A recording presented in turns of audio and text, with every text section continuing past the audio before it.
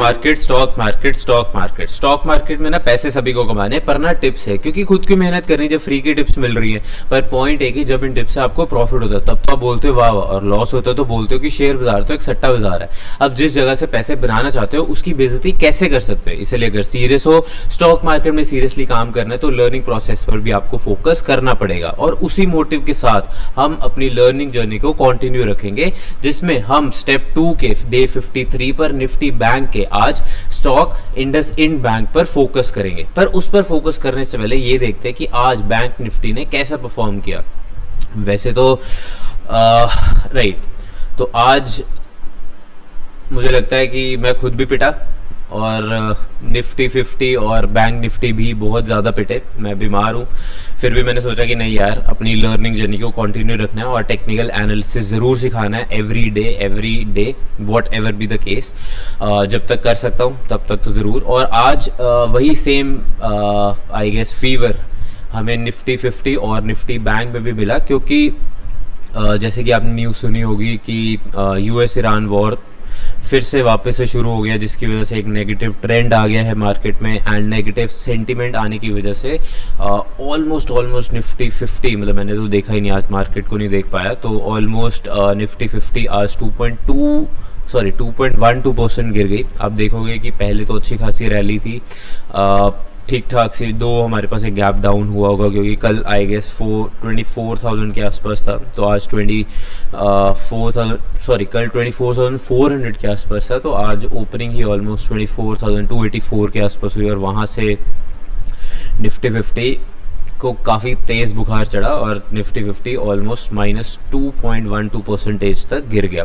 अब हम पहले देखते हैं कि ठीक है, निफ्टी 50 का हमने लाइन ग्राफ देख लिया है, अब हम देखते हैं कि बैंक निफ्टी जो है वो कैसा परफॉर्म करता है। तो यहाँ पर मैंने बैंक निफ्टी जो है उसका चार्ट खोल लिया है, एंड यहाँ पर हम डेली चार्ट अगर देखें तो ऑलरेडी यहाँ पे 15 मिनट्स चार्ट खुला हुआ है। तो अगर हम यहाँ पर डेली चार्ट देखें तो डेली चार्ट पर आपको एक मैसिव रेड कैंडल मिलेगी। इसको मैं थोड़ा सा छोटा कर देता हूँ जस्ट फॉर विजिबिलिटी। तो यहाँ पर आप देखोगे कि एक स्ट्रॉन्ग रेड कैंडल बनी है, जिसकी ओपनिंग हुई 57,918.25, हाई गया 58,075.60, लो गया 56,549.40, और क्लोजिंग भी हमारे पास 56,742.60 से ही हुई। मतलब कि ऑलमोस्ट इसने हमें 2.51%, मतलब कि 2.5% का एक नेगेटिव रिटर्न दिया है। आप इसके अलावा ये देख पाओगे कि यहाँ पर जो हम काफ़ी दिनों से डिस्कस कर रहे थे, लास्ट 2 to 3 डेज से हम डिस्कस कर रहे थे कि यहाँ पर निफ्टी बैंक में हमारे पास इस पर्टिकुलर लेवल जो कि था 58,600 का जो लेवल था, उसके आसपास एक स्ट्रॉन्ग रेजिस्टेंस थी। तो उसी रेजिस्टेंस को कहीं ना कहीं हमारे पास निफ्टी बैंक ने रिस्पेक्ट दी, उसको रिस्पेक्ट किया, और आज हमारे पास एक गैप डाउन होने के बाद एक स्ट्रॉन्ग रेड कैंडल बनी, जिसने हमारे पास जो सपोर्ट जोन था 57,450, 480 या 500 के आसपास का, उसको भी तोड़ दिया। और इसकी क्लोजिंग आप देख पाओगे कि हमारे पास ये जो यहाँ पर एक गैप अप हुआ था ऑलमोस्ट 15 जून के आसपास का, उस गैप अप को भी हमारे पास निफ्टी 50 के इंडेक्स ने तोड़ दिया है, which means it's a major alarm, right. Major alarm in the sense कि हाँ, अब ये जो हमारे पास 57,460, 450, 500 के आसपास का लेवल है, ये भी एक स्ट्रॉन्ग रेजिस्टेंस लेवल जो है वो बन सकता है, राइट। अगर हम ग्राफ को थोड़ा सा और छोटा करें तो आप देख पाओगे कि अभी तो कहीं आसपास कोई खास सपोर्ट नहीं है। नेक्स्ट सपोर्ट लेवल जो दिख रहा है वो ऑलमोस्ट हमारे पास 5600 के आसपास का हमारे पास लेवल है। तो अब ये तो हमें टाइम ही बताएगा कि निफ्टी बैंक या फिर बैंक निफ्टी जो है हमारे पास क्या इसी को सपोर्ट लेवल, जो ये 56,000 का सपोर्ट लेवल है, इसको कंसिडर करता है या फिर इसको भी तोड़ के, क्योंकि नेगेटिव सेंटीमेंट काफ़ी ज़्यादा मार्केट में। आपको देखना पड़ेगा कि ऑलमोस्ट सारे के सारे स्टॉक्स ही आज बहुत ही बुरी तरह पिटे हैं, और इंडेसेस, जितने भी इंडेसेस हैं जैसे bank Nifty, Nifty 50, Nifty PSU या फिर और जितने भी हमारे पास इंडेक्स थे, वो सब के सब आज काफ़ी ज़्यादा पिटे हैं, काफ़ी ज़्यादा बीमार हुए हैं, just like me. All right, तो ये था हमारे पास निफ्टी बैंक का technical analysis on the daily chart. एक बारी मैं निफ्टी 50 देखना चाहूँगा जस्ट बिकॉज मैंने देखा नहीं यार, मतलब आज मार्केट में देख नहीं पाया, बीमार था। तो एक बारी देखते हैं कि निफ्टी 50 के क्या हाल है।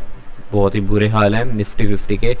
आज निफ्टी 50 ने भी ऑलमोस्ट आप देख पाओगे कि जो हमारे पास 15 जून के आसपास से एक ट्रेंड ऊपर की तरफ को या पॉजिटिविटी की तरफ को जाने की कोशिश कर रहा था, वह मतलब वो सारा का सारा एक ही कैंडल ने सब ज़ीरो आउट कर दिया। और अब हमारे पास जो हम बात कर रहे थे कि अच्छा यार जो निफ्टी 50 इंडेक्स है 7 जुलाई के बाद हम देख रहे थे कि 24,400 के ऊपर क्लोजिंग, मतलब ऑलमोस्ट 24,400 के ऊपर क्लोजिंग हुई है। तो अब नेक्स्ट लेवल हमारा 24,700 750 होना चाहिए। बट आज निफ्टी 50 ने हमारा एक सेकेंड, हाँ, तो आज निफ्टी 50 ने हमारा क्या कहते हैं एक ही कैंडल में 24,400, 24,160 और 24,000 तीनों की तीनों रेजिस्टेंस लेवल को तोड़ दिया है। जो मतलब पहले रेजिस्टेंस थी, फिर उसको हमने सपोर्ट जोन बनाया और अब ये वापस एक रेजिस्टेंस जोन बन गई है। तो 24,000 जो था वो वापस से एक स्ट्रॉन्ग रेजिस्टेंस जोन बन गया है इस पर्टिकुलर निफ्टी 50 इंडेक्स के लिए। और कुछ मतलब बहुत ही ज़्यादा नेगेटिव ट्रेंड है। आज शायद न्यूज़ भी आई है कि 8,000 करोड़ पता नहीं या फिर 800 करोड़ का जो पैसा था वो सारा का सारा ज़ीरो डाउन हो गया, which is a very negative news for the entire market, right. तो अब हम सीधा चलते हैं अपने आज के स्टॉक पे, जो कि है इंडसइंड बैंक। मोस्ट प्रॉब्ली इसमें भी एक रेड कैंडल ही बनी होगी, बट देखते हैं। यस, एक रेड कैंडल बनी, पर हम सबसे पहले चलते हैं कि वीकली बेसिस पर इसने कैसा, मतलब क्या परफॉर्मेंस है। तो वीकली बेसिस पे ये वाली जो लास्ट कैंडल है उसको हम इग्नोर करेंगे, क्योंकि यहाँ पर हमारे पास अभी वीक के सिर्फ 3 दिन हुए हैं, कुछ खास डिफरेंस नहीं आएगा या कुछ खास इम्पैक्ट हमें यहाँ पर नहीं देखने को मिलेगा। इसके अलावा अगर हम प्रीवियस कैंडल्स देखें, अच्छा एक और बात, मैं कोई भी इंडिकेटर नहीं लूँगा, सिंपल हम प्राइस एक्शन जो है उसको ही फॉलो करेंगे, जैसे कि हम हमेशा पिछले 50 या 53 डेज से कर रहे हैं कि हम सिर्फ प्राइस एक्शन पर फोकस कर रहे हैं, क्योंकि हर किसी का इंडिकेटर को लेने का अपना खुद का इंटरेस्ट होता है। हर कोई अपने हिसाब से इंडिकेटर जो है उसको एनालाइज करता है, राइट। तो यहाँ पर जो लास्ट हमारे पास एक कैंडल बनी थी वो एक स्ट्रॉन्ग ग्रीन कैंडल थी, जिसने हमारे पास ये जो लेवल है आप देख पाओगे 950 के आसपास का लेवल। वैसे तो इसको मैं थोड़ा सा बेटर करना चाहूँगा, 940 ठीक है, मतलब सेम ही है। 940 टू 950 का जो 940 टू 950 का जो लेवल था उसको इसने कहीं ना कहीं ब्रेक किया था। एक स्ट्रॉन्ग ब्रेकआउट था काफ़ी देर बाद, क्योंकि पहले ये 940 950 वाला जो जोन था एक रेजिस्टेंस जोन बन के आया हुआ था, क्योंकि यहाँ पर हमारे पास 10 मार्च 2025 वाले वीक में यहाँ पर एक गैप डाउन हुआ था। और उस गैप डाउन के बाद हमारे पास स्टॉक काफ़ी देर तक ऑलमोस्ट आप बोल सकते हो कि 900 ही ले लेते हैं। यहाँ पर आप देखोगे कि ऑलमोस्ट हमारे पास 10 मार्च 2025 से लेकर फर्स्ट हमारे पास 29 दिसंबर 2025, मतलब कि ऑलमोस्ट 9 से 10 महीने के आसपास स्टॉक इसी रेंज में घूमता रहा। उसके बाद इसने ट्राई किया ये जो 900 वाला, ये जो सेकंड लाइन मैंने मार्क की है 900 वाली, ये इसको रेजिस्टेंस को ब्रेक करने की, जो कि इसने किया भी। इसने फर्स्ट ब्रेकआउट दिया 12 जनवरी 2026 को। वहाँ से कुछ दिन यहाँ पर कुछ वीक से हमारे पास ऊपर रहा, बट फिर ये वापस नीचे आ गया। फिर अगेन हमारे पास 27 अप्रैल 2026 वाले वीक में इसने ट्राई किया कि ऊपर जाऊं, मैं इस 900 वाले मार्क को तोड़ूं, एंड कुछ वीक्स तक ये ऊपर रहा। ऊपर रहने के बाद हमारे पास इसने जो नेक्स्ट जोन था 950 के आसपास का, उसको 29 जून 2026 वाले वीक में इसने अच्छा खासा एक ब्रेकअप किया, मतलब कि इसने इस लेवल को तोड़ा और यहाँ से ऊपर ट्रेड किया। अब हमारे पास ये जो करंट वीक है इसमें अब कैसा जाता है वो तो अब हमें पूरा का पूरा वीक जब ख़त्म होगा तभी पता लगेगा, बट ये हमारे पास एक सिनेरियो है ऑन द वीकली चार्ट। इसके अलावा आप एक और बहुत ही अच्छी फॉर्मेशन यहाँ पर देख पाओगे जो कि है असेंडिंग ट्रायंगल की। यहाँ पर आप देखोगे कि अगर हम ऑलमोस्ट मार्क करें तो यहाँ पर हमारे पास ये रेड लाइन, मैं दोनों ही लाइंस को रेड कर देता हूँ ताकि आपको पता लग जाए कि कौन सा असेंडिंग ट्रायंगल है।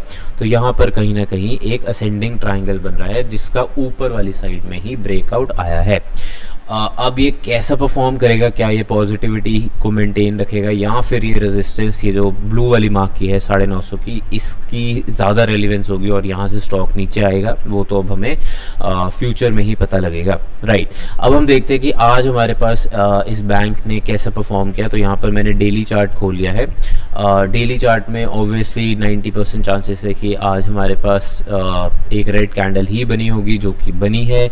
आज की जो हमारे पास कैंडल थी वो ओपन हुई 1015.90, हाई गया 1031.30, लो गया 989.80 और क्लोजिंग हुई 994.65, मतलब कि 27.6 यूनिट्स या फिर -2.70% का इसने हमें एक नेगेटिव रिटर्न दिया है। इसके अलावा आप देख पाओगे कि यहाँ पर एक कैंडल फॉर्मेशन बनी है, लाइक 3 कैंडल फॉर्मेशन, बट वो जो 3 कैंडल फॉर्मेशन, सॉरी यहाँ से लो, इसको इग्नोर करो, जो 3 कैंडल फॉर्मेशन बनी है वो अभी पूरी कंप्लीट नहीं हुई। राइट, तो इसको चाहे कहीं ना कहीं हम बोल सकते हैं कि हाँ यार ऐसा कुछ बना है 3 candle formation of a negative trend, but वो नेगेटिव ट्रेंड कंप्लीट नहीं हुआ, इसलिए इसको आप कंसिडर मत करना।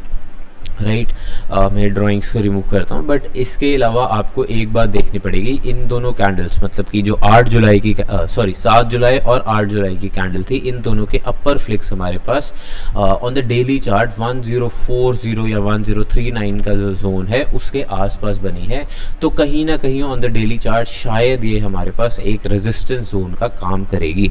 अगर मैं ग्राफ को थोड़ा सा और छोटा करूँ तो यहाँ पर, जो कि हमने वीकली चार्ट में भी देखा था कि 950, 960, 970 का जो लेवल है वो हमारे पास प्रीवियसली एक रेजिस्टेंस लेवल था, even on the daily chart and on the weekly chart, जिसको हमारे पास स्टॉक ने फर्स्ट ब्रेकआउट दिया 3 जुलाई 2026 को और फिर 6 जुलाई 2026 को। तो काफ़ी अच्छा परफॉर्म किया इसने, 3.64% का हमें एक पॉजिटिव रिटर्न दिया, जो कि एक अच्छा रिटर्न था। बट वो पॉजिटिव रिटर्न नेक्स्ट डे भी गया, मतलब 1.23% ऑन 7 जुलाई, बट वहाँ से कहीं ना कहीं 1040 की जो रेजिस्टेंस लेवल थी उसने अपना काम किया। और आज तो देखो काफ़ी ज़्यादा बीमार रहा हमारे पास बैंक निफ्टी या फिर निफ्टी 50। तो ऑब्वियस सी बात थी कि यहाँ से स्टॉक हमारे पास नीचे ही गिरेगा, क्योंकि सब गिरे तो ऑब्वियसली मतलब बहुत ही रेयर चांस होते हैं कि जब पूरी की पूरी मार्केट, ऑलमोस्ट पूरी की पूरी मार्केट गिर रही है, तो बहुत रेयर चांस होते हैं कि कुछ स्टॉक्स हमारे पास पॉजिटिव ट्रेंड में आते हैं। अब हम देखते हैं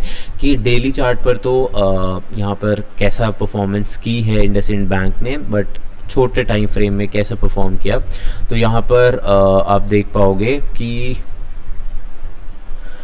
राइट, तो यहाँ पर मैंने 15 मिनट्स का ग्राफ खोल लिया है, एक गैप डाउन हुआ।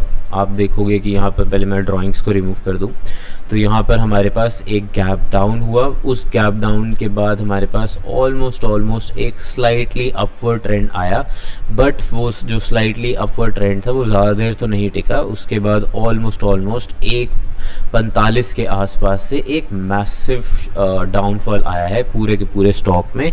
अब इस मैसिव डाउनफॉल में भी जो फर्स्ट कैंडल 145 की बनी, वो एक स्ट्रॉन्ग कैंडल थी।